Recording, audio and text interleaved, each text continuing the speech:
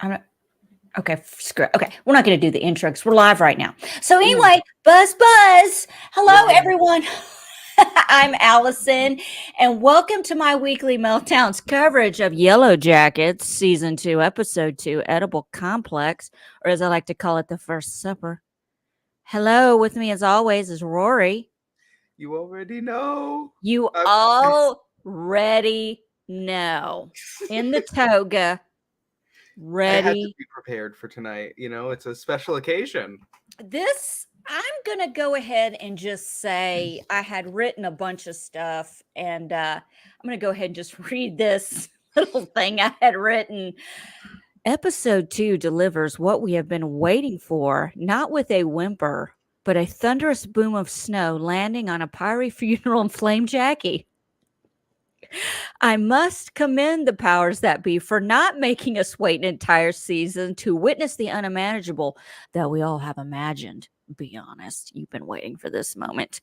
To their credit, the line in the sand between ritual sacrifice and the desperate need to survive has been cast.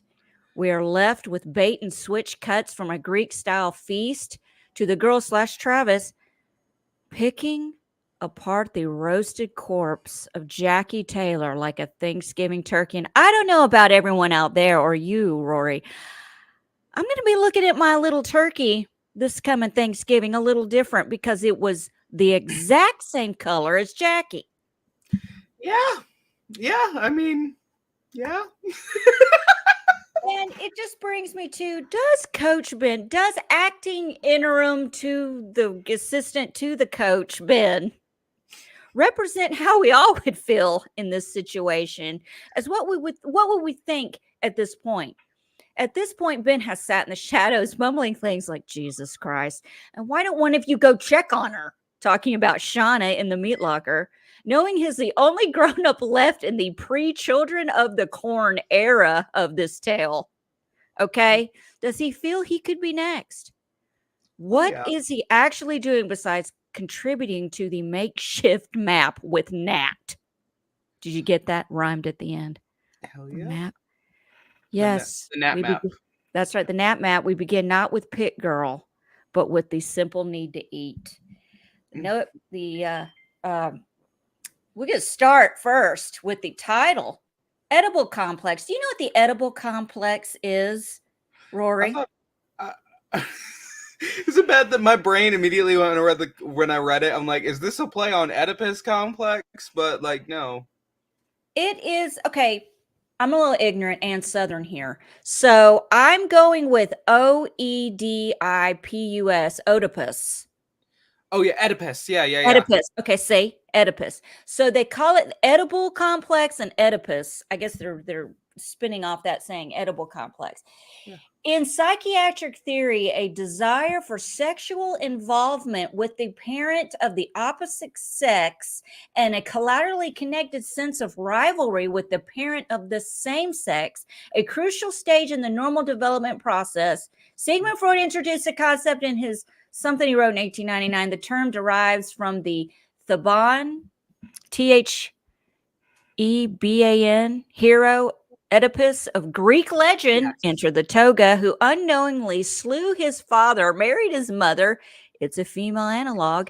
The Electra complex is named for another mythical figure who helped slay her mother.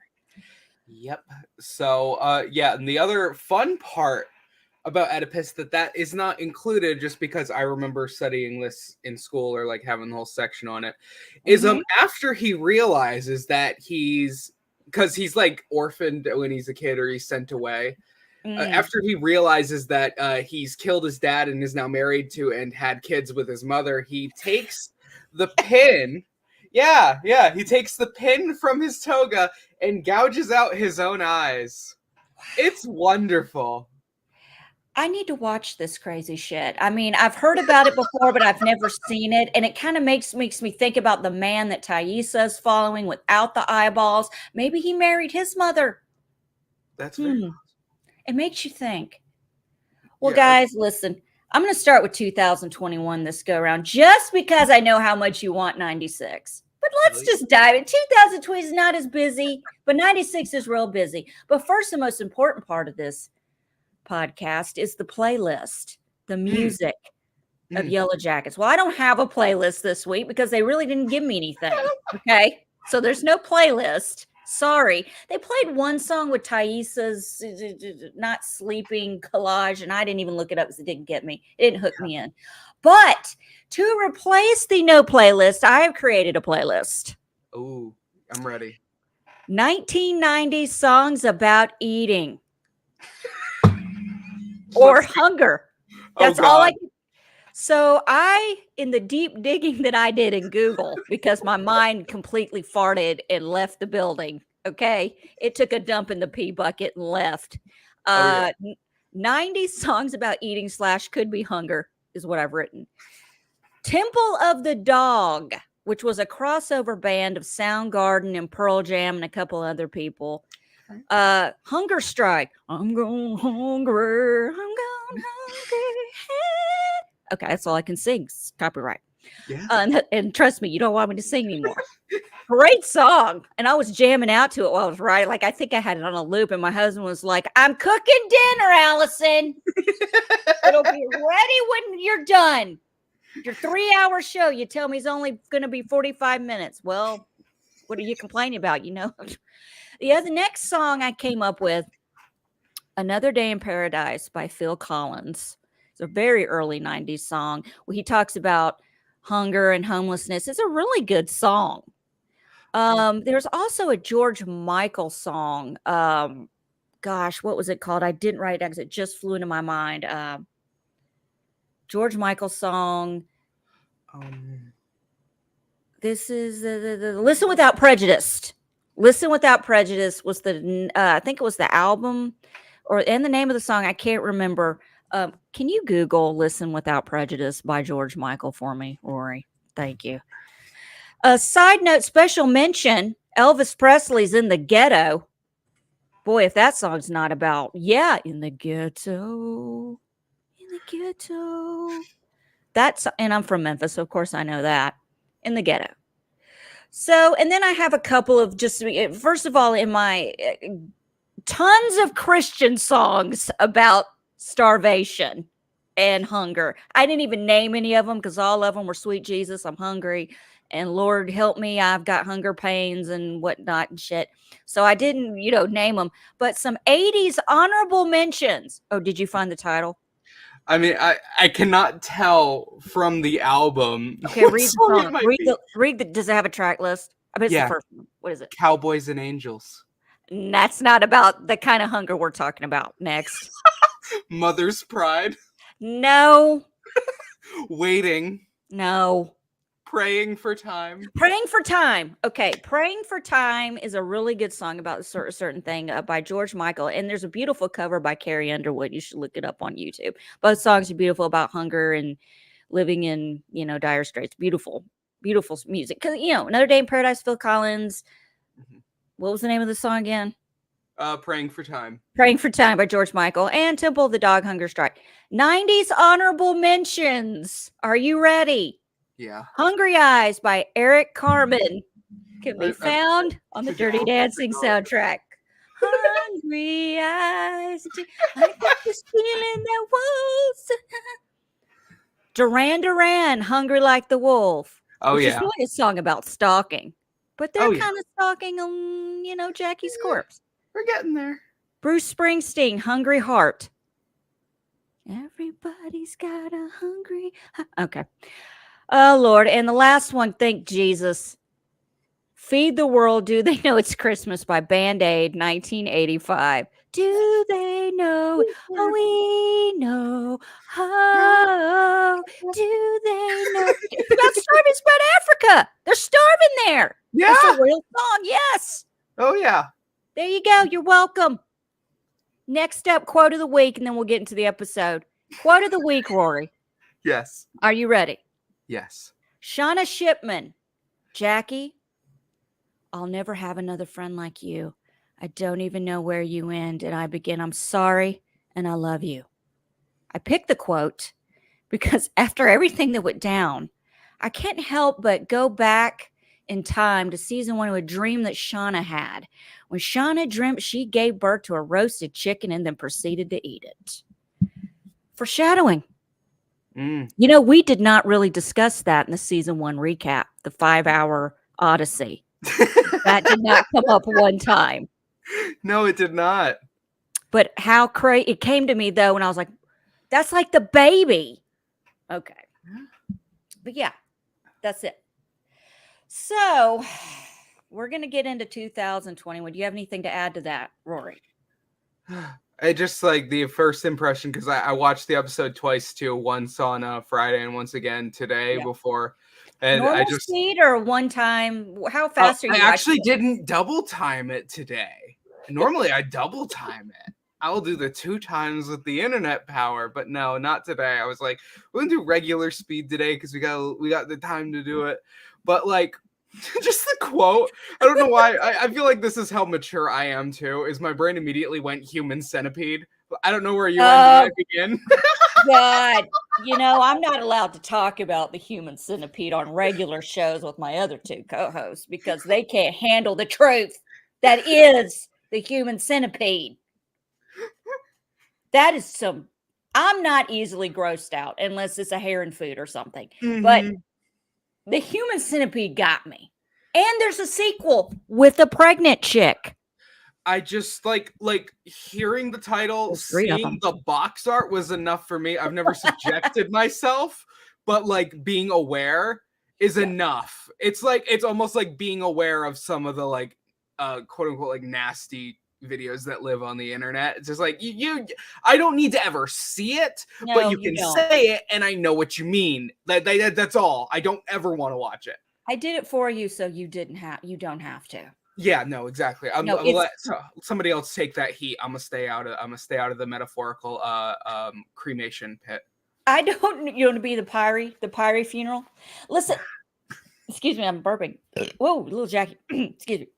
Oh. Here's the thing. When it comes to humans, I don't normally fast forward through stuff. But Human Centipede, I fast forwarded through pretty much the whole thing just to get to the Jackie and potatoes of the whole thing. Okay. So just, it's not, let's move on. So we're going to move on because okay. We're going to go deep dive into 2021 and I've broken down just by what's going on with the characters. Okay. I'm going to save Lottie and Natalie for last because I got a lot to unload. I got a lot to unload. So in 2021, Callie, the daughter offspring of Shauna, who I have a theory, and this just hit me. Just hit me the other night. I watched this episode 3 times, all on regular speed, because I don't want to see them doing what they did at the end on a ×2, because it would probably look like a comedy sketch, and I don't need that. Okay. So what if Callie is Wilderness Baby? What if she's Wilderness Baby, but she's stunted in growth and she looks really young because she's a lot smaller and shorter than Jeff and Shauna? I just kind of noticed a height-wise. Maybe she's, because a lot of babies and stuff that are malnutrition, they are smaller. Their growth in they're slower. So what if she actually is Wilderness Baby, but she's like years behind and they're letting her believe that she's only 18? Yeah, it's terrible. I shouldn't have said that out loud. I should have kept it in here. I'm just thinking like how that would work potentially, because she is in high school, right? So like or is she actually, well, I mean, because I know like she's in a bar in this episode, so is it a fake ID or is she of age actually? See, that's where I'm getting confused too, is I'm trying to remember, is she actually in school? Is she actually old enough to be drinking at this point, or legally drinking? She doesn't look like she's 21 to me. I'd be carding her ass all over the place. I'm 46. I, believe it or not, still get carded. Not that I drink or anything anymore, but I still get carded for other things. So I mean, it could happen. But that was just something I had that I was throwing out the top of my head. Now that I say, because we get a glimpse of part of the wall in the dining room in Shauna's house when she's being interrogated by Kevin that I never went back all 3 times. I said I was going to go back and pause on that wall because there are family pictures and there's obviously more than one person. There's 4 people in the pictures. Okay. And I'm going to go back and zoom in and see what I can find out. But, unless I'm thinking Wilderness Baby did survive, but maybe she's not Callie. So let's just forget I ever mentioned that. So Callie is busy being pissed at her mom, speaking grunt and breaking up with her boyfriend, all while hitting the vape harder than she ever has. What's in that vape, Rory? Cannabis? Ganja? I've personally never vaporized, but I don't vape either. So I'm like, I was gonna say, brother, I apologize. I'm about to air your stuff. He does, and so like I know they're like flavors and stuff, but think of it like candy flavors. So like what flavor is Callie hitting until her head explodes? dude, she's hitting pot. There's no flavor. I call that skunk. I call that flavor skunk because it smells like a skunk. Oh yeah. Okay. It's stinky. And, I hit the vape a couple of times when I was in New York City with some pot in it when I was with Tyler and Beth. And I got high as a kite. And you know what? It was fun. But it did not taste like watermelon tropical fruit punch summertime. You mean it wasn't a gummy bear surprise for you? No, it was not. It was not. It burned my throat all the way down to my toes. I was like, oh, Jesus. Wait, your throat goes to your toes? No. Well, I mean, it just circulated like the burn went all the way down past my throat into my toe. Oh, this is crazy. It's been too long. My God.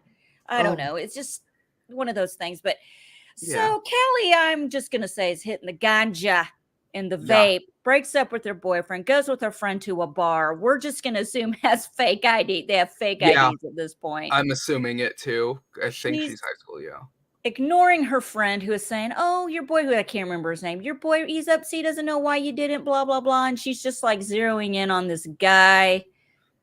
There are more attractive guys, but when you're, it's 3:00 on Tuesday. This is what you get. So she spots this guy because there's nothing sexier than a man doing a crossword puzzle to a teenage girl.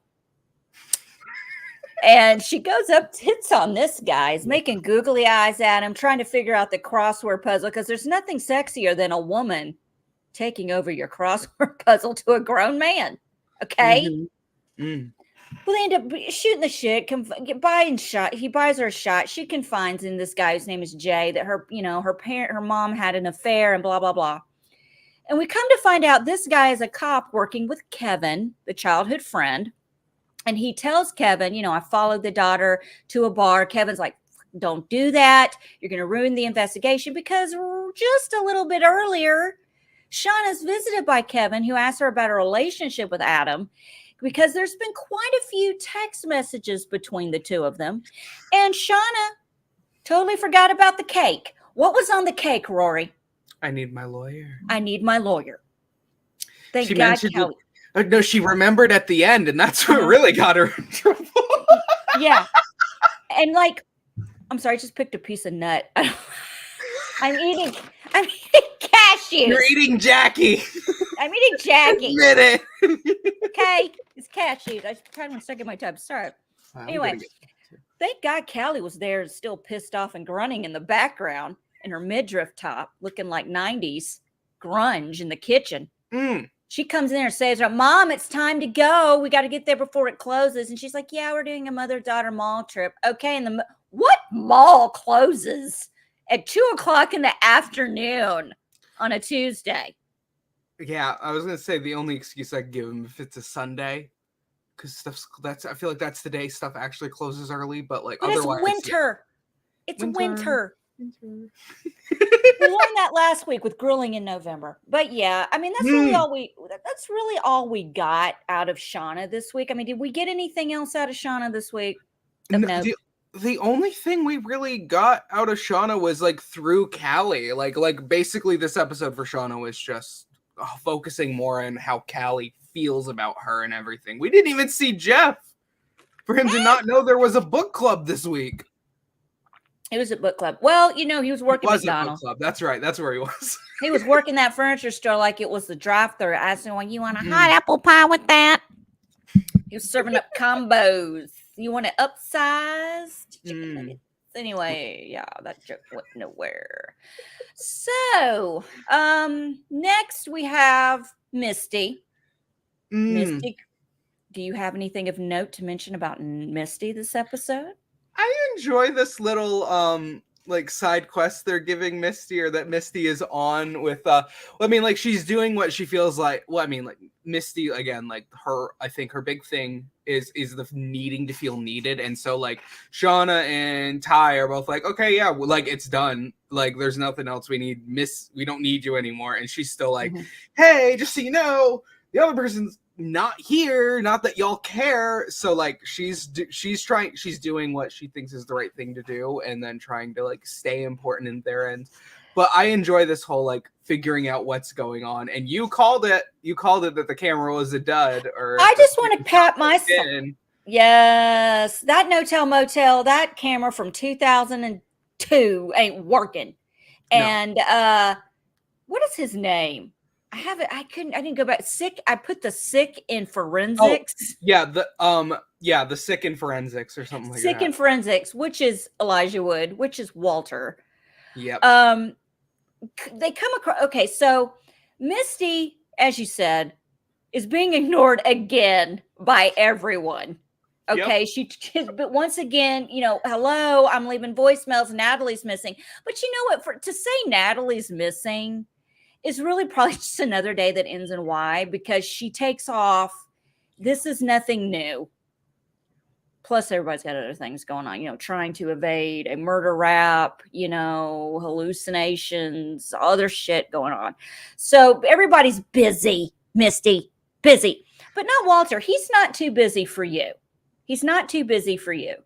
So she goes she just opens up that laptop, and she's getting on there because she's upset. She's trying to get help to figure out that No Tell Motel camera. And everybody's like, dude, that thing hasn't worked since the Stone Age. I mean, it ain't working. Stop, nothing.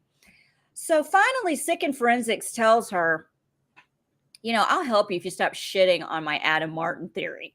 Okay? I will frickin' help you. And she's like, well, you just need to stop sending everybody on goose chases. Edit, wild goose chases. I've done that so many times. Because there is such a thing as sane and structured goose chases. It's just the wild ones that we need to avoid here at the Citizen Detective subreddit. Right. She's trying so hard to throw everyone off this Adam scent that she is just destroying anyone who mentions it. That she doesn't look guilty or associated with it at all. Oh, not at all. Not one bit, Misty. Not one bit. But Misty is at work. Why these people have to have kitten wallpaper on their computer and wear shit with butterflies on it? Because here's my husband again doing this shit. This is getting really weird, Allison. Because it is. I'm sitting there wearing a butterfly t-shirt and I've got cats on my computer. Okay, I got Fiddly sitting there with his big fat face smiling at me. So, she's on there. She's checking to see if anybody has responded. Nobody has responded. She goes to the refrigerator at work. She gets her Tupperware out. What is there's a letter. Un papel. That says Misty. She opens it up. It's blank. There's nothing on it. Do you know what my first thought was? What was your first thought? Black light. And you can ask my husband. I said that is special ink. There's some kind of special ink. Yeah. It was like invisible ink. Yeah. Something. Yeah. My grandson, to keep him from putting his Picasso art on my walls, there is a special kind of marker that only transfers on this paper. We found it at Target. Have you seen it? I've heard about it. / I think my brother had it towards like the end of like 8 through 10, I think. Yeah, I know what it is. It's amazing. I have watched this kid take all the markers they're clear, like they're white tipped. Yes. But they're different colors. I've watched this kid take his little mini marker and just rub it on his face and down his neck and on his arm. And then I've caught him doing this a couple times. Like, it's not doing, and then he goes to, like, we have this storm door and he goes to the window and he's trying to, like, draw on it and he's looking at it like it's not working, and then he goes back to the page. It's like a mind, it's like this is coming up in therapy for him in 15 years. The first mind fuck I ever experienced was when my grandmother gave me the invisible ink markers. This goddamn Crayola has haunted me my entire life. Haunted me. What? How? It's nothing real anymore. It's all an illusion. Anyway, to get back to it. So she's at home. She's cleaning Caligula's cage. And she gets her black light out. She's like, oh, of course. So she goes, she gets the paper out. And it's a letter from Sick in Forensics. Mm-hmm. And he's like, I'll help you. You know, and this letter's going to self-destruct and never mind. And it was kind of a cute. I am so for this. I'm waiting for these two to unite and just, you know, I don't know. I just have, my whole thing is he had me at hello until I got a look at the head to toe outfit he was sporting in the retirement home. I guess he's pushes his Nana around trying to find a place for, he's asking a bunch of questions.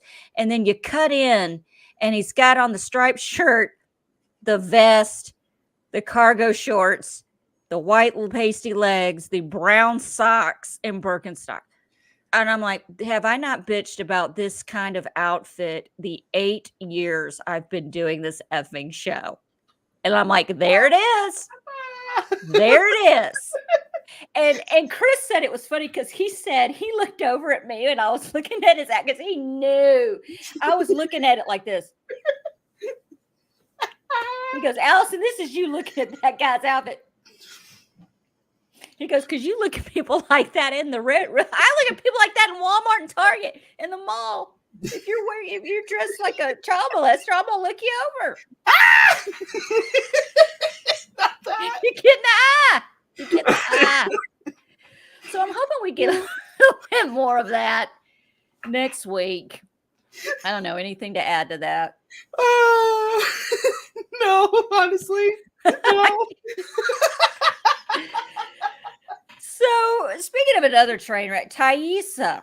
Oh my God. Bless her heart. She's sleep deprived. She is just working her cappuccino / steamer froth, brothy K-cup, whatever the hell it is, because I have a K-cup. Okay, it's not fancy. All right, I don't know what she's brewing over there. And she's drinking, obviously not housekeeping, because my first thought was when they show the wide shot of the kitchen, I go, why is there uncooked pasta all over the counter, Thaisa? Can you not pick up, Ty? Even when I'm sick, when I had COVID in January, I picked the fuck up. I don't know why, I'm just OCD. But she's drinking. She's taking her medication. She's staring down herself in the mirror. Quite literally. Did you catch that? That was the part that I was like, yes. Oh my God, holy shit. Because I mean, we saw it happen in the trailer too, but we see opening it happen. Credits too. Yeah, but we see it here, like a different angle. And it's the part that gets me is like, because when I would do the rewatch, I was watching the other reflections. None of them move, but that one. And I was like, like that's some Paranormal Activity if I've ever seen it. The dark side, her shadow is not having it. I mean, they're pissed off. And I kind of wanted to point out I keep meaning to bring this up, and I kind of noticed it at the tail end of season 1, and I've noticed it several times. Thaisa's eyes are kind of red. They have like this mahogany red, not like a vampire red, but like my shirt almost kind of glow to them, like the pupil. Whenever something's going on with her, I noticed it when she was on the phone with Simone about Sammy. I noticed it when she was staring down Simone right before the wreck. And I noticed it and I went back and even looked at the reflection in the mirror, staring her down. Something's going on with her eyes there. Because Thaisa, she's hallucinating some more. Every episode, she said she visits her son. Sammy is in the house playing with Steve. She calls the ex-wife, or not ex-wife, the wife, and tells her, hey, Sammy's over here. Don't get mad at me. I didn't do it. I think he walked over after school, blah, blah, blah. Simone's like, fine, I'll be there in a minute to get him. Do you guys not know when this kid gets out of school? No one is in a hurry to go pick up this kid. Mom is at Starbucks on her laptop trolling Facebook or some shit, and this kid's out of school? He doesn't ride the bus. Obviously, he ain't riding the cheese home. Anyway, that's just the mother of me coming out going, anybody paying attention to what freaking time it is? No, Nobody. I think like just that moment of panic. Yeah. You're not worried about the time, you're worried about the solution. Yeah. So I excuse it on that front. Like, imagine getting that call at noon and like, wait, why are you calling me about 7 p.m. at noon? School don't get out till 3. What you want about? You just take off from the playground? Where's the faculty and staff? Shouldn't they be reporting a missing child? I have so many issues with this. Literally, and I know it's not real, but I mean, it's like realistic shit. Look, I'm talking about this show where teenage girls went cannibal, and I want realistic shit. Listen, I know. Realistic shit, go to the pea pot. Oh, dude. I got a paragraph on that. I gotta figure out how to get around, because this will be a 3-hour show. Listen. So Simone shows up to get Sammy, and Sammy's nowhere to be found. They go in his room. He's not there. The window's conveniently open. They're thinking he jumped out the window. Why is this kid jumping out? He came in the front. He can leave the front. Anyway, they're looking for him. A highly agitated principal calls. I have never gotten look, my son's no saint, but he's not terrible either. Right. Do you know what the Stanford Achievement Tests are like? Do you know, like, when you're in elementary school, there's that week out of the year where you stay in class and it has to be quiet. You got to fill in the bubbles with the pencil. Mm-hmm. The achievement test is what they called them here. Oh, yeah. My son in the 4th grade had to call me first of all, the poor vice principal, bless his heart, he was a very attractive young man, Mr. Ballard, had to call me trying not to laugh. And I'm like, what has Spider-Man done now? What has he done now? It's Friday. They've been doing these tests all week. And Mr. Ballard calls his Mrs. Kelly. It's Mr. Ballard. I go, okay, what's going on? He goes, I need to put Jacob on the phone. But before I do, I have to explain to you what happened. I'm like, what new thing? What could this kid have possibly done that's new? And he's like, Miss Kelly, they finished the test. It's really quiet. Everyone's just trying to catch their breath. It's a really quiet room. The teacher needs a minute to breathe. And Jacob leaned over in his chair and passed a very loud, powerful gas. And disrupted the whole classroom. The teacher got very upset. She's on the verge of nervous breakdown. She could not get the class back under control. And he's trying not to laugh. And I go, so what you're telling me is my son farted really loud on a plastic chair and disrupted the whole class. I go, he was relieving stress. We're all stressed out. Everybody relieves stress their own way. Jacob shouldn't have done it. And my poor son, Mom, yes, it's true. All of it. I farted. Everyone was laughing. I couldn't hold it in. I didn't have to poop or pee, so I didn't have to go to the bathroom. I thought it was going to be quiet. Okay. I thought it was going to be silent. I'm like, Jacob, you know when it's going to be silent. You know when you're going to rip a silent fart. When it comes out sounding like somebody's cut the exhaust off a truck, that is not silent, son. But anyway, he had to do like a day of ISS for it. I'm sorry, that's ridiculous. I'm getting calls for that kind of shit. Rory, I'm getting calls for that kind of shit. They can't, the kids wandered off and nobody's calling. Literally. Anyways. It's like, I'm sorry, like him getting in trouble for a bodily function that he doesn't really have control over. That's not right to me, but that's not the point. This is my son, though. Okay, yeah. I don't know, like, if there's previous history of disturbing the peace. That essentially this could have been fake. So you know what I mean. My only like contribution I want to say to the tests is, my dad finds this hilarious. Here in North Carolina, They're called AIGs. I think. I don't remember what they're actually called. No, AIG is the program. Never mind. Forget what the tests are called here in North Carolina, but my dad thinks the best thing ever. The tests you're talking about in Virginia are called the SOLs.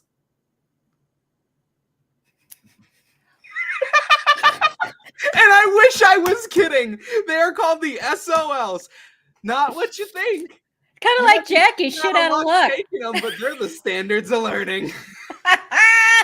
Boy, somebody didn't proofread very well. My husband has a group called the SHI. It's a technical group, and I don't know what it stands for, but every time Chris is talking about work, he goes, I was in the SHI, and he waits for me, and I go, T, or for shit. Leave it to me. I'm a 13-year-old boy on the inside. And why do these people just don't think about this kind of stuff before they need the SOL? Oh my God. My dad absolutely loved it, and I didn't get the explanation until I was twice as old as I was at the time.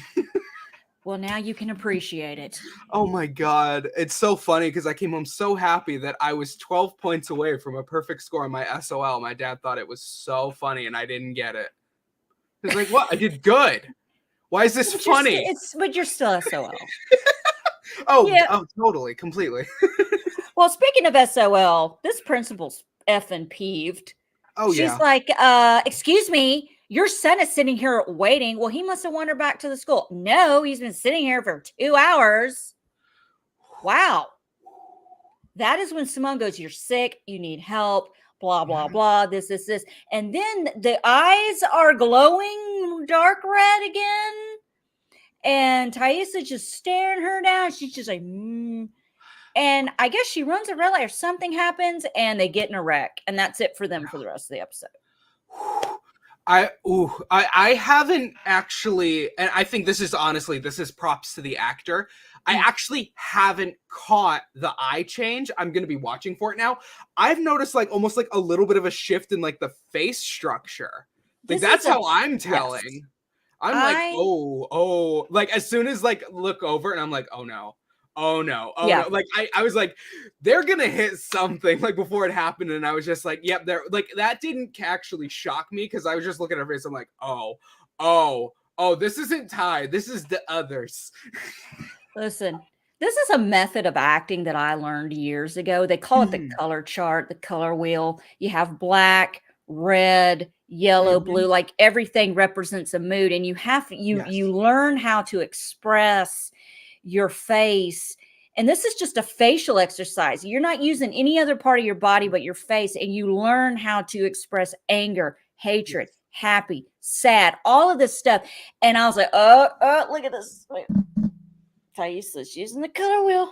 No, I was it really impressed me. And I didn't learn that terminology, or I didn't have that teaching, but I had a really great opportunity to work with Lauren Banks. If you've ever seen City on a Hill, I believe it's on HBO. She's on that show. I got a chance to work with her, and basically she kind of taught me the premise of saying everything by saying nothing and being able to say it with your face. And so that's one of my favorite lessons I've ever gotten from theater, and my favorite roles I've ever had have been non-speaking parts but yet it just makes it so much more fun for me. I love nonverbal performing because first of all, my whole body, I'm very animated in real life. So my face kind of speaks on my behalf when we were doing that color thing, it was very easy for me to get into, but there are also a lot of actors who have to use their whole body and they have to use so that's very hard for them. But you're going to be in you could play a deaf person, you could play a mute person, somebody who has a hard time communicating verbally. So it's just kind of, did I say blind or deaf? I said deaf, right? Because a blind person can speak. I don't know. You know what I'm saying? Forget. But, it's just a thing. But this actress, and I can't remember her name. I was looking to see, I don't have it written. Man, she's just amazing. Everything she does, the looks, everything just is great. And I have to say, I'm really looking forward to next week. Now, I know from the preview for next week, this isn't a spoiler. She makes it Yes. Simone makes it. They even make a reference to a symbol on her. She drew a symbol on her hand. I love the mark you put on her hand. I'm like, hello? God, Thais says there's no beginning and end to your insanity. God, it's just nuts. It is a full. There's no end or begin with Thais. It is constantly moving. It never stops. Because she's fighting so hard to not fall asleep because she thinks that's the trigger. Yeah. It's gotten to the point where she's at the point of exhaustion and deprivation that she doesn't even realize when she's sleeping. I think she needs to go to bed. Go to bed. Please, bitch, take a nap. Please. Go to bed. That's going to solve the problem. Please. Just go to freaking nap, sleep, do whatever. Take some, I don't know what you need. Just go. Anyway, yeah, that's it for them. Anything else? The mitochondria is the powerhouse of the cell. No, no, I've got a lot to say, man. I'm sorry.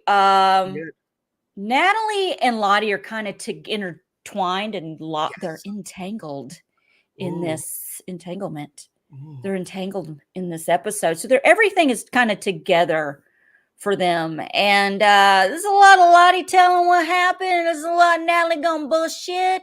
And I kind of got side with Natalie because we're at the intentional community and it's not purple. What color is it? I forgot too. But to quote, listen, I'm watching it with my husband. I go, oh, here we go. Here come the purple people eaters. Here they come. That's what they are. Watch. That's super appropriate. That's all I could think of because I couldn't remember the color. I'm like, oh, it's the purple people eaters. Okay. We kind of start this episode. Natalie didn't pummel Lottie to death. They're walking around. She's talking about the community. It's not a cult. Poor nose ring girl F's up Lottie's latte. This was supposed to have something in it, and it's I'm supposed to, it's supposed to help me concentrate, not work up my libido, bitch. I think we saw a little bit of the real Lottie in this moment. Yeah, I think Lottie likes the power. She likes the control, and you can earn that through physical strength by providing or by spirituality. And Lottie provides the spirituality aspect, which I think we're slowly seeing this group is going to shift towards as the times get harder. Jump into the past really quick to touch on that, but I think because of the past, even though we haven't seen all of it, I think Lottie knows this. She's like, I'm supposed to be doing this. And so okay, let me get myself checked out, convince my parents I'm okay. And I'm going to go back to having control and having things the way I want them to be. I'm sorry, excuse me. All that good. Is common sense trying to interfere. So listen, I think Lottie is split like Taissa is in a way, but it's not.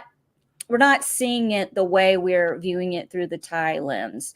I think that we have two Lotties. We have the Lottie that is spiritual and heartfelt and really is concerned and wants to help. And then you have the bitch that's pissed off that she didn't get her drink right. And she's just a Karen and it's, just annoying.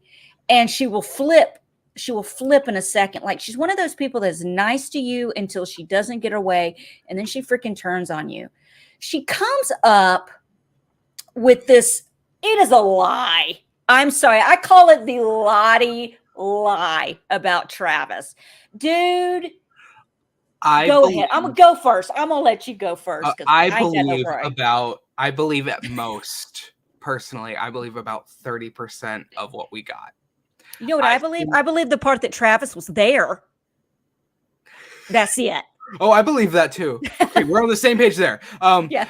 I would not be shocked if Travis reached out to Lottie because this whole panic about the wilderness, and I guess now we have the official name for it because we didn't have the official name when we were doing our season 1 recap, but I guess now we have to refer to the madness of the woods as the wilderness.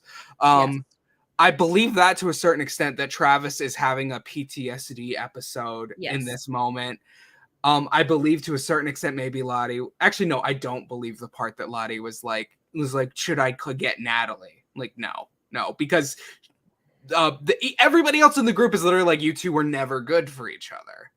So Yeah. I don't personally believe that I don't personally believe that he would have asked for Natalie. I don't believe that part, but I believe Lottie went to see him, and Yeah. then I stopped believing after that. Listen, Lottie went there and Travis was there and Travis was dead. That all we know is true. I believe that Travis did not, because this all comes fruition because she's like, I got to tell you what happened to Travis, and he had a message for you. And we all know, did I not call it last week? That was the message on the piece of paper that you ripped off the pad and crumpled it up. Why didn't you just keep it and you know what I'm saying? Like, it's so, nothing is gelling in this whole situation. And like, she You know, reveals that, oh, go ahead. Go ahead. I just had a theory. Go. Because we're seeing also from the past. Sorry for jumping ahead for people You're good. who want the timeline split. Natalie never believed this Wicca bullshit. Yeah, that's what she calls it. Yeah. So what if Travis saying that she's right is Lottie comes to him with the madness? It's not Travis saying it. Lottie comes so to him and be like, awesome. the So wilderness, the Rory. wilderness, the wilderness. And he's like, no, I'm fine. I've been here for years. I'm living my life. And then he realizes Lottie's like off the deep end about the wilderness, and he's like, tell Nat that she was right, that Lottie's fucking crazy. Because he knows that she's about to do something. Background is the Survivor Wilderness, and I never changed it. Oh, hell yeah. It's so fitting. You're right, Rory. I really think that might be what it is. I think that Nat was right about Lottie being Lottie's Wicca bullshit. I think that's my guess of what Travis meant, at least. I'm going to co-sign that 100%. I believe that. I believe that Travis was having a PTSD moment. He was suicidal. He needed a friend. Obviously, he's been cut off from everyone because nobody knows how to get in touch with him except, of course, Misty fucking Quigley. But other than that, he's cut off. He calls Lottie because she can calm him down. She drives all night. How freaking far away was she? Because apparently it's not that far of a drive if Misty and Natalie could make it that quick. Right. Of course now I'm blanking on where his driver's license was, but it's still East Coast in Jersey, and we don't actually have the location of our Happy Joy People Eater cult. So no. We don't know how far they actually are from Travis, but the impression that I get from Travis is that like he wants to literally leave everything behind it. It's why he's not talking to any of the Yellowjackets. Yeah. He's like, this is the most traumatic experience of my life. I lost my brother. I lost my father. Mm-hmm.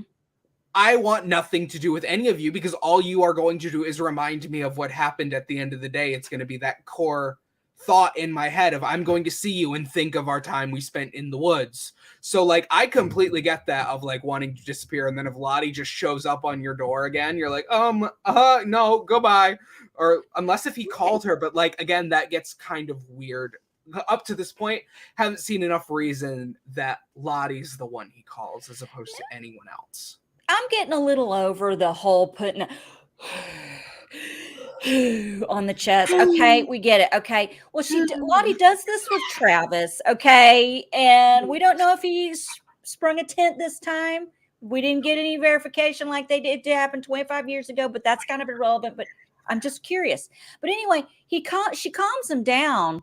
Yeah. And just lets him fall asleep on the hardwood floor. No. Don't believe that.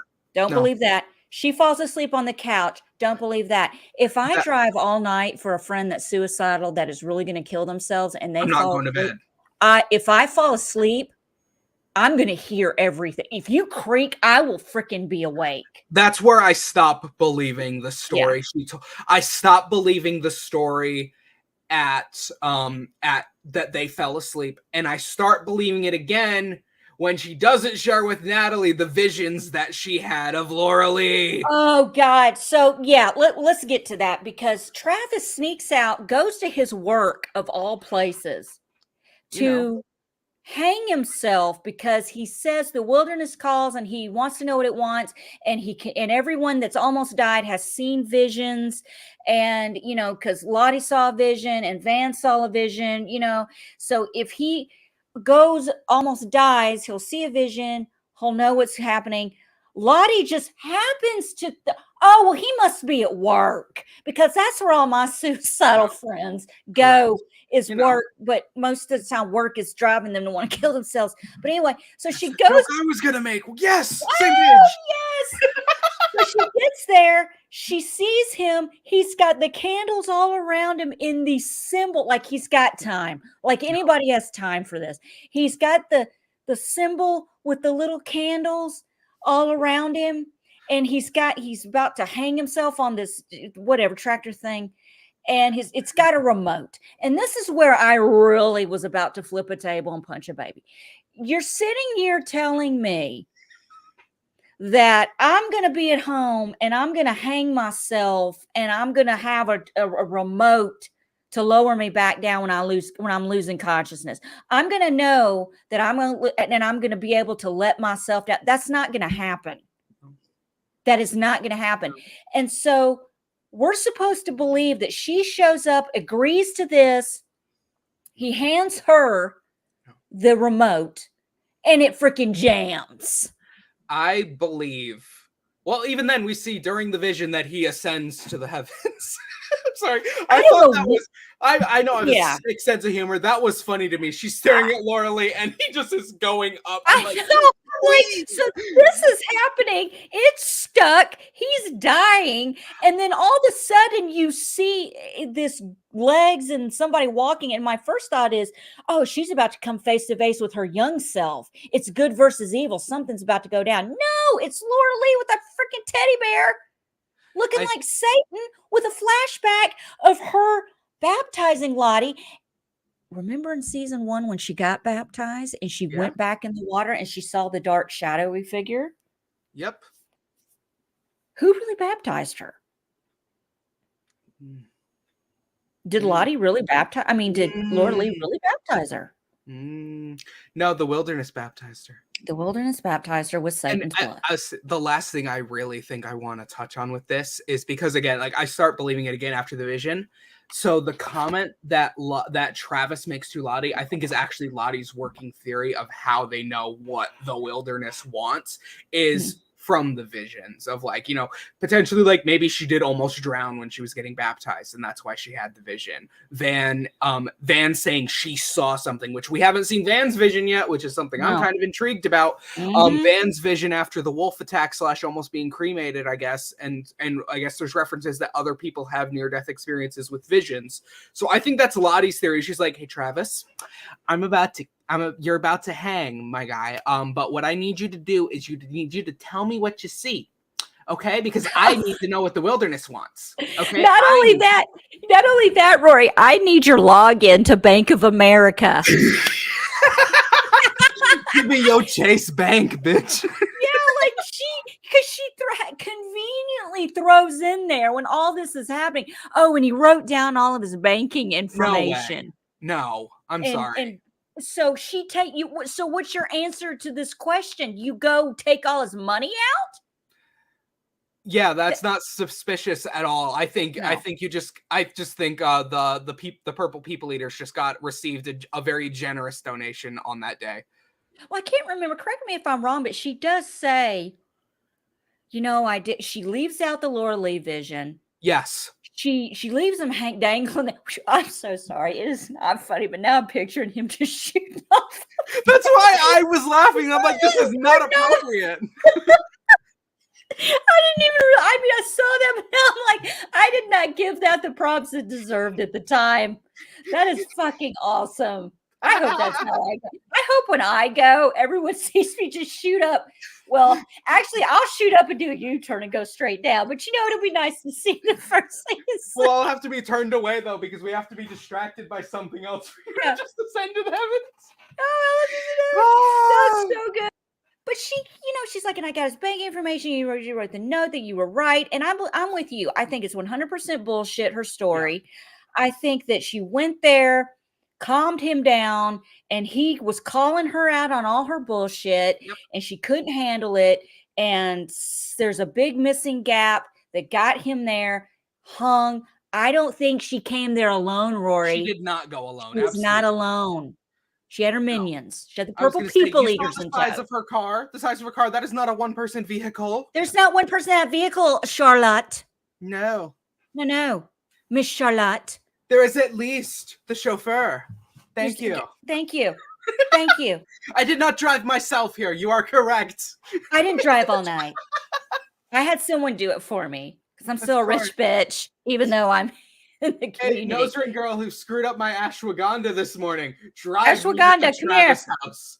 Drive me to the Travis estate. Pronto. Yeah.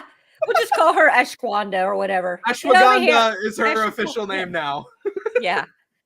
So Natalie is just saying what we're all thinking. So I'm supposed to believe all this bullshit. I want to leave. And she's like, no, you can't leave till you've calmed down.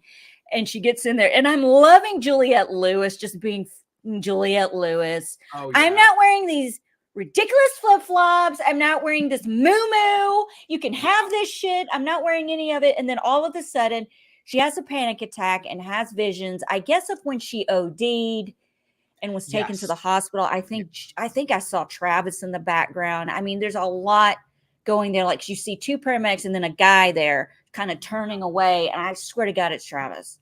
I wouldn't be. I did not analyze that. I would not personally be shocked because because they've already confirmed from the first season that they were together for time after the wilderness and that they were quote never good for each other. I'm sorry, you don't know that after a week. You like I'm sure years. So I wouldn't be shocked, and I also wouldn't be shocked. My prediction, which I think is really not a prediction because I think that's the direction we're heading, is I think Natalie's going to end up not leaving and actually. Because, you know, as Lottie brought up, she's been in rehab 5 times.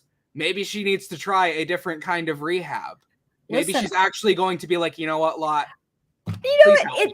The jab that Lottie's just letting us see the cracks of this Karen coming out. She's just being a bitch, like, you know, you're out. She's like, yeah, well, how many times have you been in rehab? Yeah. I mean, it's just sticking it in and breaking it off. It just continuously. Yeah. So that ends the 2021. And I apologize. We're going to run a little bit over. I apologize. Yeah. But it's important shit. Exactly. So let's get on up to 1996. No 1998 flashbacks. No. I'm hoping we get some more of that soon. I did hear that they're trying to make this into 5 seasons. Okay, that I can see that. Yeah. I can, like I said, I don't want to see it to the point where we're like, I think like once we hit the second half of single digits, we're really pushing it. So like 5, I think is good, I think, for a projection of this entire story. But yeah. I would like to see what happens to these women from 96 until they stop looking like the young actresses and start looking like the older actors. Like, I want that timeline, okay? So yeah. I don't even know where to begin with 1996 because there's so many things going on. We have some Ty has figured out how to untangle herself from Van. She's sleepwalking in the middle of the night, following the eyeless man that makes a cameo from season 1 that we've heard nothing about. Yeah. He was in the background in a couple episodes, and in like the season finale showed up with her and her grandma. I just don't care. I think he's a really weird inclusion for me. I think but I really think though, in a bizarro way, I think the wilderness is heightened this guy in Ty, but considering the fact that he's there from when she's a kid and that grandma saw him too. Yeah. I think that this actually might be some sort of like paranormal. I think this might be like closer to like a form of like a demonic attachment more than like this is lingering effects of the wilderness. I think Ty might I mean, like, again, that's a really big leap to make, but I think like it's closer to that than like this is the wilderness affecting Ty at this point. I think this is something she's genuinely had going on her entire life, and like, yeah, the wilderness didn't help, but like she would have been having this problem anyway. It ignited it. I Yes. really think it has ignited because these things do attach to people. I'm a firm believer a house is really not haunted. What's in the house will attach to you. Amityville Horror. Mm-hmm. Amityville. Watch that movie. And I'm Annabelle. talking about the 1975, not the Ryan Reynolds piece of shit remake. I'm talking about the real thing with the Brolin dude in it. Mm-hmm. What's his name? Josh Brolin? No, his dad. Anyway, married to Barbara Streisand. But anyway, so she's figured out she's almost jumping off a cliff, and Van is like catching her and like, dude, you need to talk to Lottie. She's done wonders for Travis, and I may be buying into it. And Ty's like, no, we are not doing that. Do you hear? I love it when someone speaks on your behalf. Like the two, you become a we when it comes to certain. Yeah. We are not talking to that bitch. That's what I got from that from Ty. No, we are not doing this. We are not doing this. Even though you've already knelt before the stump with the bear heart, we Thank are you. not doing this. Thank you. We aren't, but we are. But we kind of aren't. No, we kind of are. No, we aren't. No, I kind of did. No, Also, you did. No. I was gonna say also the Chekhov's gun of it all. Who's going over the cliff? Because you can't introduce that without somebody going over it now. Somebody's gone over the cliff. You know what their name is? Javi. Oh shit, you're right. Listen, they haven't. Javi went over that MF cliff after Shauna told him to run. Tripping out on shrooms and he didn't know where he was, and he just said, "Oh wow, I'm like falling." And That's why they introduced the cliff. Now. Yeah. Oh yeah. I think that's why they introduced the cliff. Oh. Right. Yeah, I mean that makes the most sense, and also like we have to go back and look at the map now because now we have lore going back in episodes. Where is the cliff on the map? I don't remember the cliff being on the map. Dude, I can't read a regular map. Don't ask me to go back and look at this shit. I can't read, period. I can't, exactly. You want me to read? You're lucky I typed this shit. You guys are killing. Like, I typed my notes again. I didn't write them. I typed them. I don't know what's happening here. Something's happening here. No, I think with them, it's gonna be this. I think they're avoiding this because Ty very much does not want to believe. We have this again. The division. I think the real division is forming is the people who trust Lottie and the people who don't trust Lottie with their health. I call them. You got the Cannibal Council versus the Natalie naysayers. Mm-hmm. That's how it's going to be split. I'm telling you. And I mean, listen, we got all this going on. And then you have, let's get to Shauna. Shauna is still in the meat locker talking to Jackie. Dead Jackie is pumping her. Where's my ear, Shipman? Where's my ear? You put it in your pocket, but would you bury it? Did you have a little funeral for it? And I'm like, no, bitch, I fed it to my baby. Hi, I'm an ear coffin. Tag yourself. I'm the ear coffin. Right. I mean, and this Jack, she's just like taunting her and doing all this stuff. And finally she's like, well, you need to braid my hair like you did to hide, that I don't have an ear. And then they're laughing about, oh, remember the last time you did this? And I have never had a moment like that with any girlfriend in my life. I'd be like, when I'm braiding your hair, bitch, don't move. Don't speak. I'm going to mess this up. Don't blink. Are you blinking? I'm not having a bonding moment over some guy puking in high school in freshman year. I clearly I have the long luscious locks who have done braiding before, but I found it more of like a sad moment of like this is how Shauna's trying to like cope and like deal with it. It was heartbreaking for me, that entire thing before she started slicey on the arm. It was heartbreaking for me personally. It was heartbreaking and sad, and like the makeup, like you need to put makeup on me, and she's like, well, I don't have any makeup. Oh yeah, you do. There's a caboodle right there. And then she cuts her arm and she tells her to stop it. Jackie's like, well, you're the one holding the knife, and it's just, and I have a question. Excuse me. Yes. Mr. Virgo. Yar. Mr. Roy Franklin. Mr. Franklin. What happened to that? What happened to the piece of skin from the arm? We have confirmation. Oh, it's gone. That's all we know it's gone, but where is it? I'm pretty confident she probably ate it. I'm pretty confident. I mean, it just, I'm like, oh, here we go. She's like, yeah. So we Because have all. yeah, Do what? yes, Go ahead. Go ahead. she definitely ate it because we had the whole introduction to Shauna is okay with the cannibalism with her eating the ear at the end of last episode. We don't need to see her eating the piece of the arm because Yeah, we jumping ahead, don't. Shauna is the one who initiated the entire toga feast. She was the first one to take a bite. Dude, this whole So thing. she's the one who kind of like led the group in that, being like, "Hey guys, it's okay. Look, I can do it." So like, I It's not think that it's hard to do. very Just safe to say taste it. it's very safe to say she ate the arm. Also, because now that's more evidence she has to hide.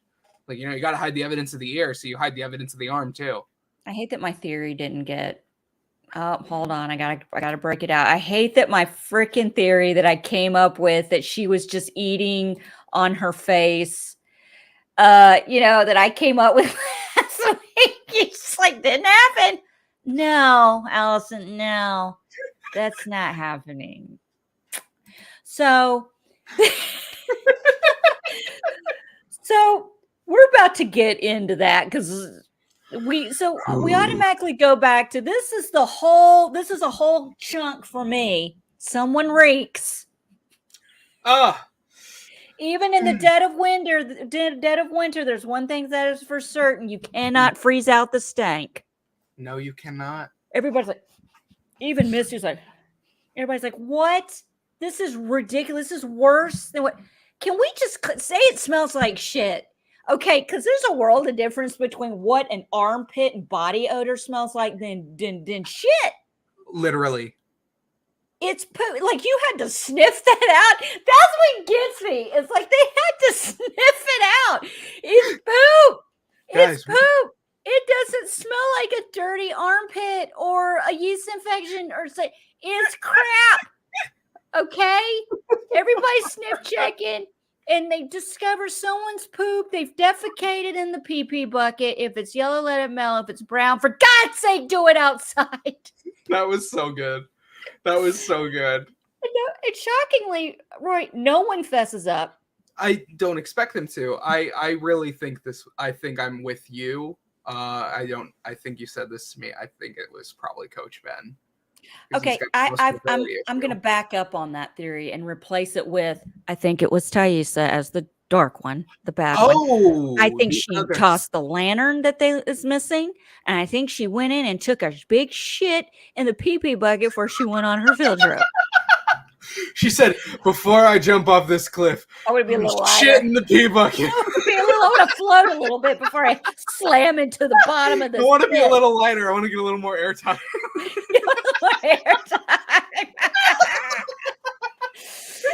We should not ever be allowed to do a show together.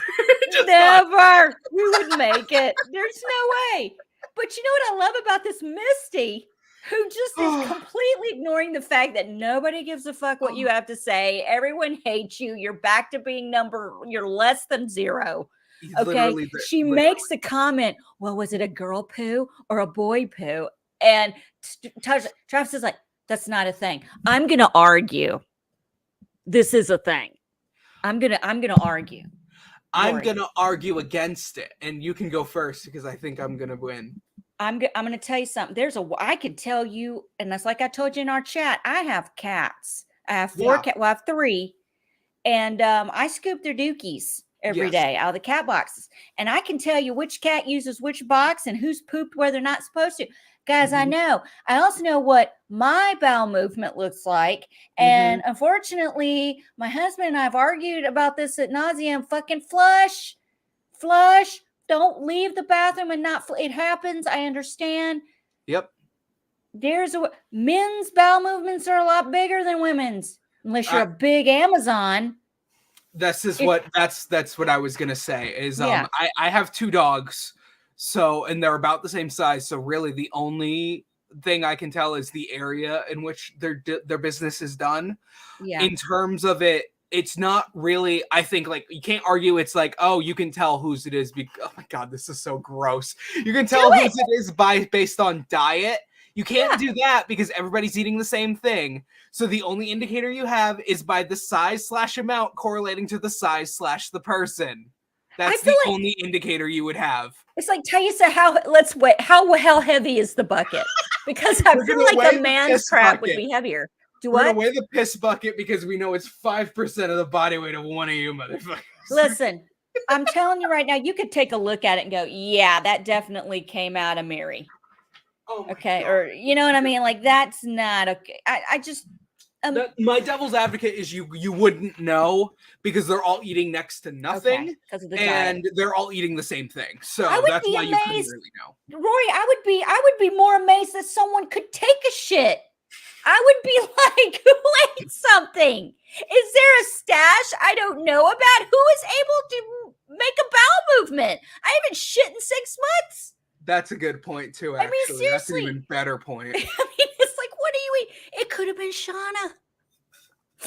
I mean, He's the 'cause only she's one with a consistent food you've income. got You're a right. consistent buffet in the meat locker. Okay, but I am going to stick to my theory. I think it was Thaisa during her little blackout. I'm Okay, gonna stick with Ben, which was your all initial right. theory slash like the one that I absolutely agree with. He did make a face at the end of the episode that said, "Oh shit, I hope they don't find out it was me in the bucket." Yes, the thumbnail for this video is the moment when you realize you're dead Yeah. if you get caught pooping in the pee bucket.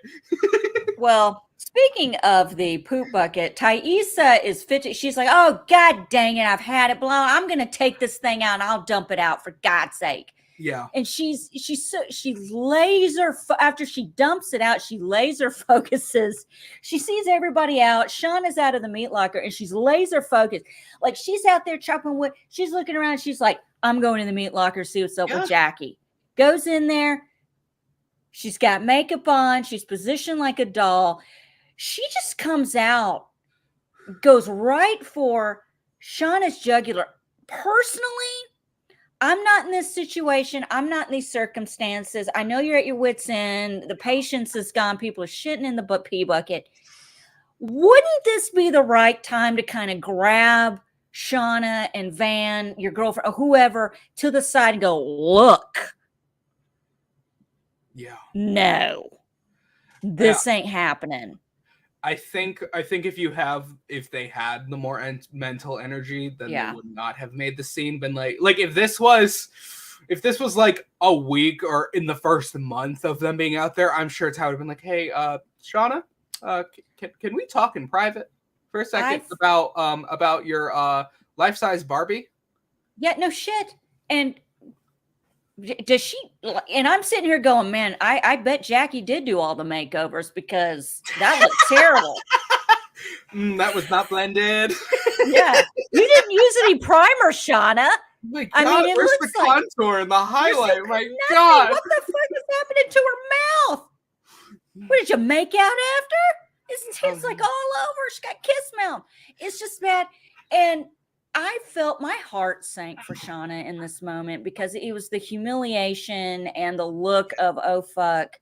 Back to the facial acting, the color wheel. Yep. This actress did a great job. And, you know, there's really, like you said, there's no telling how you handle this kind of situation. And they are doing this. And then you have Ben on the porch going, Jesus Christ. I mean, it's just, you know, and what do we do? What do we do? This has to end. This has to stop. Well, we can't bury her. Well, we can cremate her. Mm-hmm. And Shauna's not on board at first. And it's a problem.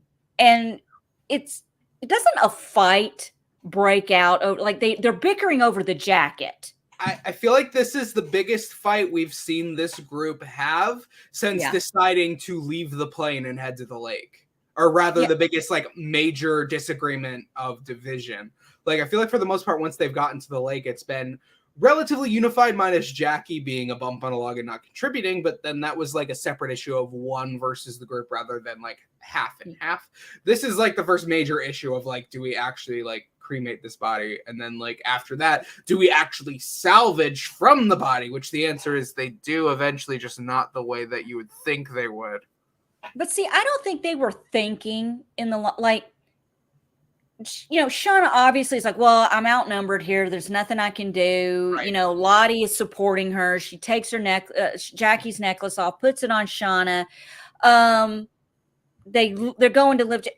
it's revealed that her forearm, there's some skin missing, and Lottie's the only one who sees it, and kind of, she doesn't judge Shauna. She leaves her alone about it. And they put her on, they call it a pyre, Pyre, I think. Pyre. Yeah. Pyre.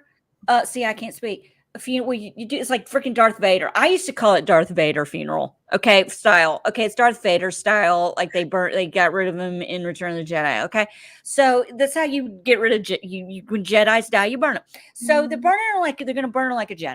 Okay, Yeah. and this is what comes up. Natalie and Travis, who have been out in the wilderness, this whole fucking thing too. Lori, okay, god damn it. I'm sorry, Jesus. Here's the thing. I'm supposed to believe these two go into the wilderness. They're going to separate. They're just going to know where to meet when the sun's doing this and blah, blah, blah. And I'm supposed to believe that Natalie has, right before they left, taken some shorts out of Javi's suitcase, just basically cut herself open, made it stop, put it all over Javi's shorts. They go into, this shit does not groove. And I'm going to tell you why. Because when they get back together, Natalie is basically pulling the shorts out. She's in mid-pull from this knapsack when Travis comes up. And it's almost like, I forgot to speak. I found this, and it was by the trees. But it's not covered in snow. It's not stiff from being frozen. There's nothing going on. The blood is fresh. Yeah. My CSI, Dateline, NBC, Law and Order, SVU brain is spinning out of control. Javi just goes, I've been screaming for him. Travis, what? You ain't been screaming? Nobody heard you scream. She would have heard you. The group would have heard you. The group would have. I don't care how far out you are. It's quiet as hell. That's right. What winter does. It's like a magnet. When something loud happens, it's like pulls it. Yeah, and you would hear it. Yeah, it amplifies because the snow is such a smooth surface. It's gonna like boom back. It's why. Right. It's like when you go into relatable content. When you go into a sound booth, that's why like the foam they use is like that jagged. It's not because it's also like foam is going to absorb the sound, but also like the jagged edges is going to break up the sound too. Right. So like the smooth surface of the snow is, if anything, it's going to amplify noise. So like, yeah, you were not screaming. Bullshit. Liar, pants for hire. Yeah, that's right. You liar, Natalie. So he just accepts it. And part of me, are you thinking in your mind, he's just like, you know what, I'm going to keep this to myself and let her believe that I believe this? Or do you think he actually believes it? I think for his own sake out there, he needs to believe it because it's harsh because like, I know I probably would not be this way if it was my brother, especially because my brother is a younger brother too, a relatively similar age gap, I believe. Mm-hmm. I would not personally be this way, but part of me is like, okay, it's been months. I am sorry, but you kind of like, you need to focus on keeping myself alive because I'm going to not only end up getting myself killed by continuing just to search for him and not to like provide. Your mother needs a child to come home. She's already lost her husband and one child. You need to focus on getting home to your mom. So I think Travis needed that to like kind of like redirect, which is what Natalie wanted. In fact, like I got the impression not that she grabbed it on their way out. I was under the impression that after they split up, she went back and grabbed it because that's why she was trying to not get caught. She was peeping. She was doing the creeper stalker peep out the window in the beginning of the episode, watching him interact with Lottie before they went on the hunt. Okay. That's when I caught it on the second watch. So it hasn't been that long. But the thing about it is they get back to camp when all the hell is broken loose. They've got Jackie on the pyre.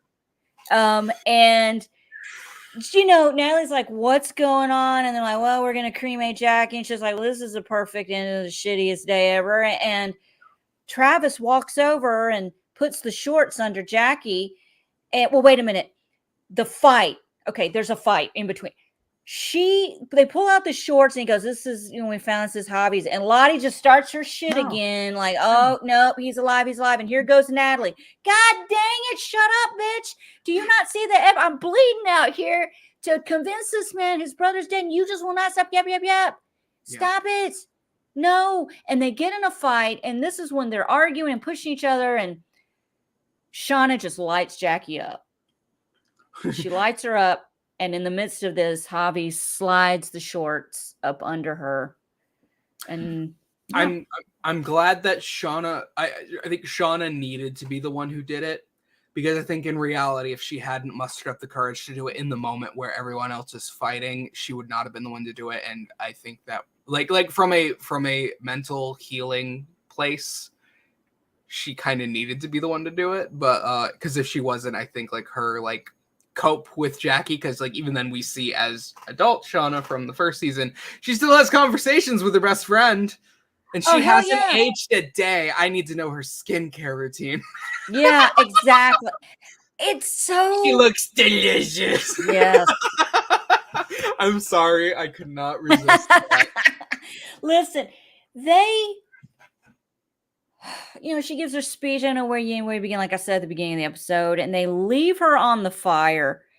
And I don't know what happens between then and nightfall and everyone's asleep, but they are all asleep. Natalie and Travis are finally having some sexy time. Of course, while they're having sexy time, Travis is seeing visions of Lottie touching his. This was so bizarre. This was so awkward but it's not awkward because it's this show. So it wasn't really awkward. It was just more mind-blowing than like, what is happening? Is anybody there? Is she peeping? What's happening?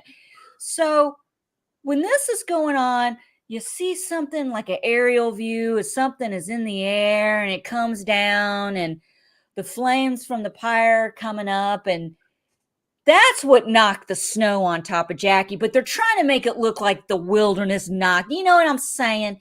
Oh, yeah. So this ain't fucking Lost, okay? So the snow falls on top of Jackie and roasts her. Yeah. It roasts her like a turkey, a chicken. It mummifies her. I'm not Chef Gordon Ramsay either, but like the interpretation I had is when the snow fell on her, basically, because snow is frozen water and you have fire.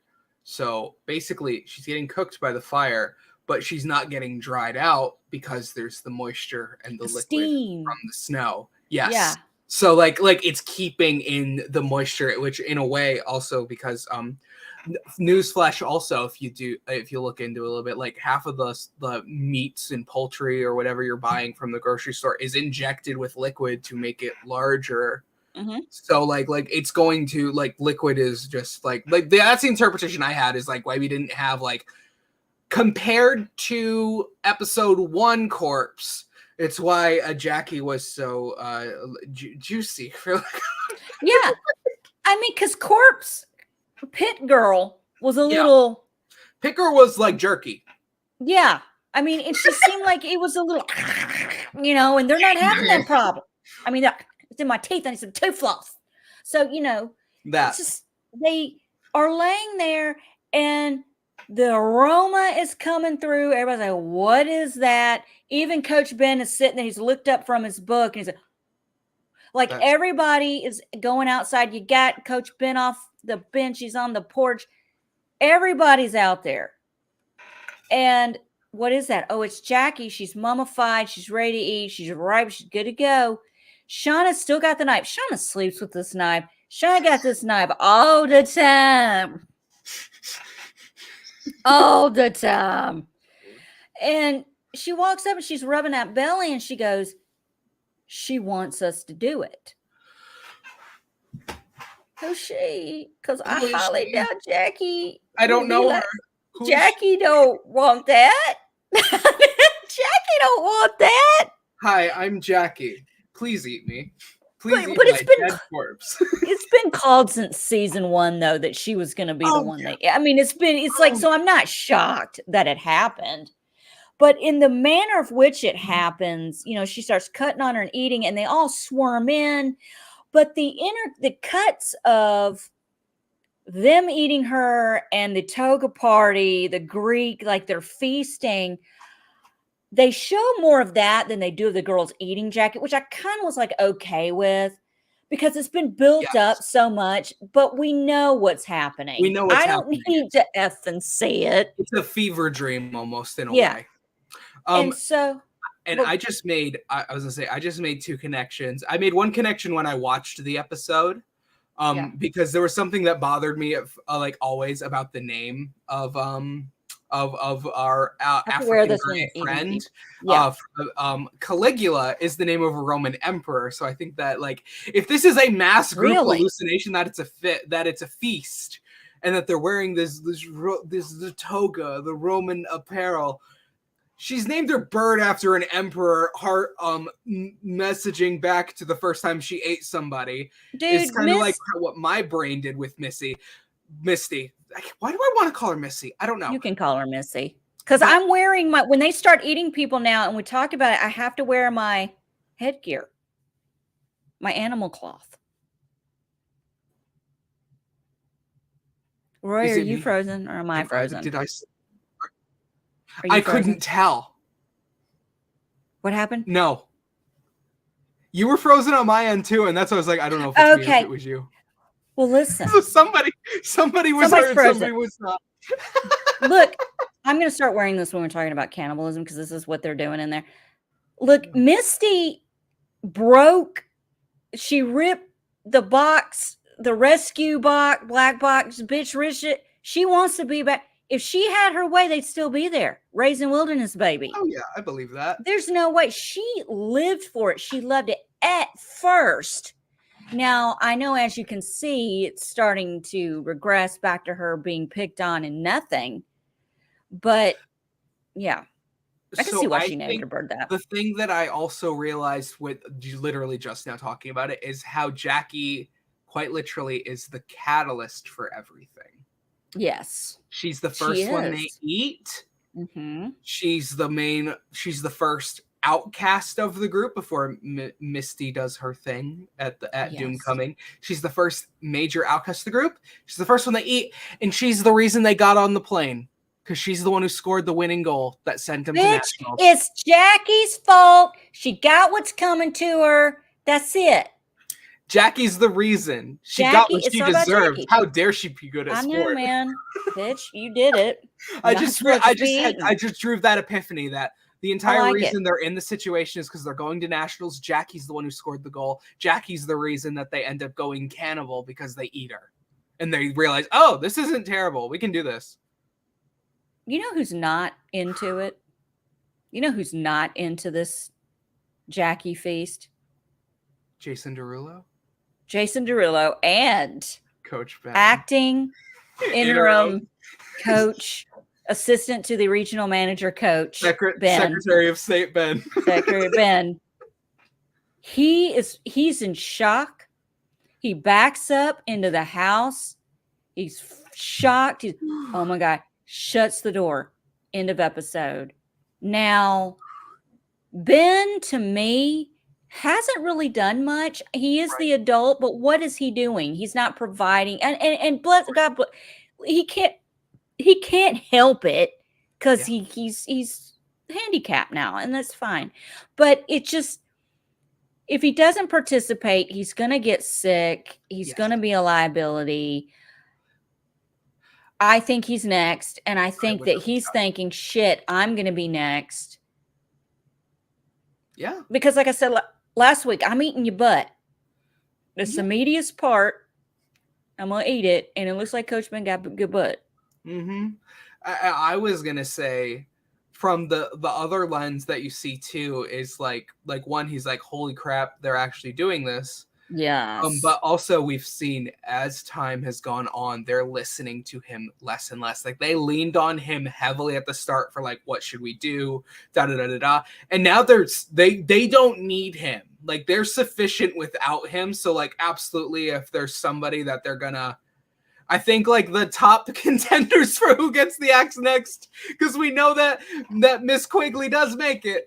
So it's either the theater child or it's Coach Ben. One of those two will be the next one. Yeah. Something I think Misty is gonna have an orchestrated hand in what goes down with Crystal. I think they're gonna have a disagreement. I think Crystal could be Pit Girl. Who knows? I mean, it could be anything.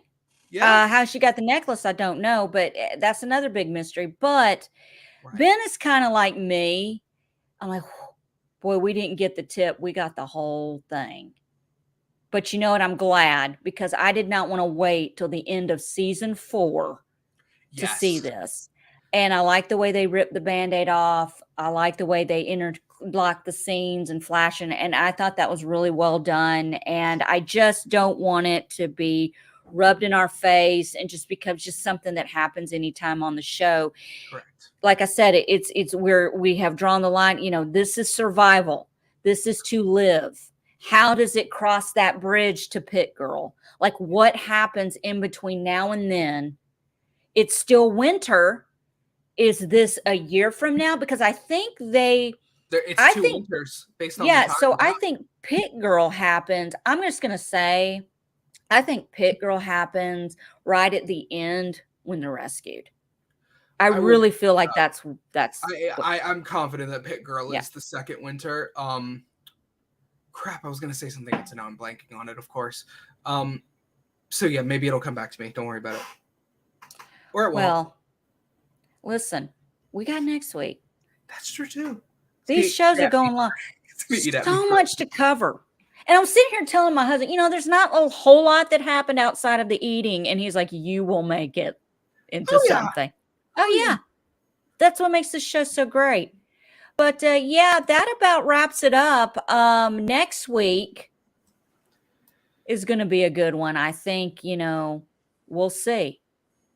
We get the fallout of why did we just eat this our teammate? What the fuck did we do? We know how far along Shauna is. They said 7 months. Yep. So we know they've been out there at least 6 months. Yep. Correct. Out of 19 months. So you do the math, they got a year and a month left, right? Correct. Yeah, that's right. I used to be in accounting. I've been out of accounting for a while, so don't judge me. But anyway, yeah. So that about wraps it up. Don't really know. Do you have any closing? It looks like from the teasers, what I gathered is the theme I think we're getting of the next episode is fallout more than anything. Yes. The fallout of it's going to be the day after, like, oh my God, what did we do? Almost like the realization of what did we do with Jackie. And the only other thing we really get from the trailer that I could remember, other than Shauna, is like, have you ever peeled the skin off of a living person before? Ooh, which I'm super confused as to how we're going to get there. But the only other thing in terms of fallout we really see the scene of Simone and Ty in the hospital after the car accident they had. So I just hope it's a good episode and it's not a filler, because you always get that filler. Oh yeah, it's about around that time we're due for one. So even then, like with filler, we're getting information. So like as long as it's good filler, if it's filler we don't need, then I don't want it. But like if it's good filler, I'll take it.